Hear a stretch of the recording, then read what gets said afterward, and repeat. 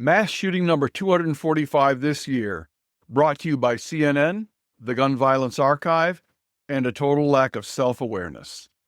Random? Targeted?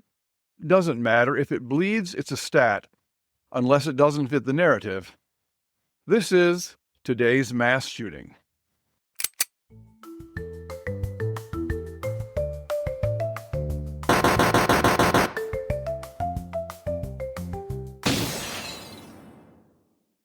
The July 28, 2025 mass attack, if that's what it was, in New York City was a horrific tragedy.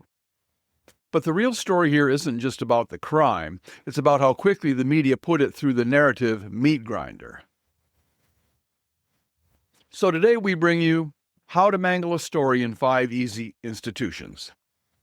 Plus a bonus round, what they don't want you to connect, and why.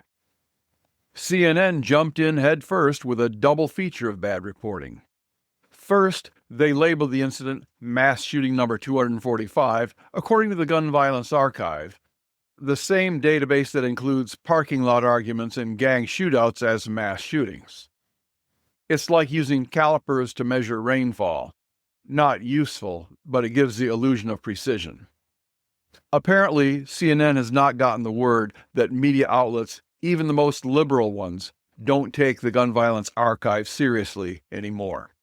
Then CNN, before knowing anything about the attacker, suggested that, wait for it, he might be white. Of course, because when in doubt, blame the usual suspects. Turns out he was black, but don't expect a correction. CNN's motto might as well be, assume first, clarify never. Next, we'll have our charter member of the Don't Say Stabbing Club, ABC's Good Morning America First Look. They gave us the linguistic gymnastics routine of the week. On July 29th, they used the phrase mass shooting at least 6 times, well, give or take, in the narration, the captions, and the crawler. But in the very same segment, they reported on the Traverse City, Michigan stabbing, a true random mass attack, and never once called it a mass stabbing. Not once. Why? Well, because the term doesn't move legislation. Only guns do. And it's not just bias, it's manufactured framing. Both attacks were or might have been random. We'll have to look at the second one. Both harmed multiple people. If these were both random attacks, then why would they not draw the connection? Well, because only one gets the Scarlet S for shooting. Next, we have the NYPD Police Commissioner, and it's not an M4, ma'am. The police commissioner stepped in with this one gem. The attacker used an M4 rifle. That's a military-issued, selective-fire, fully automatic weapon, not sold to civilians. What the shooter likely had was an AR-15 variant, which, let's be honest, the media calls an assault weapon regardless of what it actually is. But isn't it interesting that even with this so-called weapon of war, the shooter didn't spray bullets or mow down crowds as the anti-gun press likes to fantasize? He didn't take advantage of its incredible power, its rapid reloads, or its high-capacity magazines. Instead, he shot the people he came for, then stopped. He didn't maximize the firepower, he did exactly what he came to do.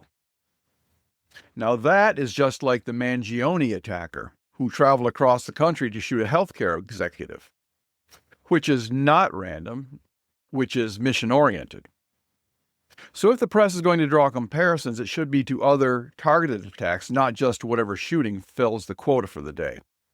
Mangione and this guy both targeted corporations in New York City, regardless of the number of victims. It's almost a copycat. Then there's Eric Adams blaming guns. Mayor Eric Adams wasted no time blaming the easy availability of guns. Classic deflection. But guns are already virtually banned in New York City. And here's what else he didn't mention. The many Times Square stabbings. The U-Haul vehicle ramming attacks of 2017 and 2023. The woman set on fire in the subway. The NYPD machete ambush. and dozens of random slashings in just the past year, as we've said. Nope, none of that counts because there wasn't a gun involved, and the gun laws were of no help. When trying to explain the New York attack, the media and the authorities ignored modality, motive, and location, and instead latched onto another shooting in Las Vegas the same day. Was it random? Unclear. Was it in any way connected? Nope. But hey, it was a gun, so good enough. Let's talk about the forgotten heroes, forgotten because they had guns. It makes 2 attacks this summer that were stopped by armed civilians. The church shooting in southeast Michigan on June 22nd, and this Traverse City stabbing on July 28th. Both of these would have been mass killings, but they were stopped cold. And here's something to think about. They're not in the gun violence archive because they weren't mass shootings. Both were actual mass attacks, but both were stopped by a man with a gun. So neither attacker succeeded. Not only were they not mass murders, in fact, no one died in either attack. They were mass attacks, they were not mass murders or mass shootings, so they don't go into the liar's database quoted by CNN. And that's how the data game works. If it doesn't advance the narrative, it doesn't get counted. If a gun stops violence, delete. If a gun saves lives, ignore. These are lives saved and they don't count because the media do not track prevention, only tragedy. Let's talk about the pattern they don't want you to see. The real pattern isn't guns, it's random violence, mentally ill attackers, and defenseless victims. When you strip away the headlines, the tickers, the shrill voiceovers, what do you see? You see victims who had no chance, cities that offer no protection, and media that offer no truth. And worst of all, the people who could have saved themselves if only they had had the means. But they were told not to. They were told it wasn't necessary. They were told the government would protect them, but they were told wrong. You don't have to make the same mistake. You have the right to own a firearm and to use it in order to protect yourself. Now look, we don't claim to have every fact. New details are always coming out, but we'll say this.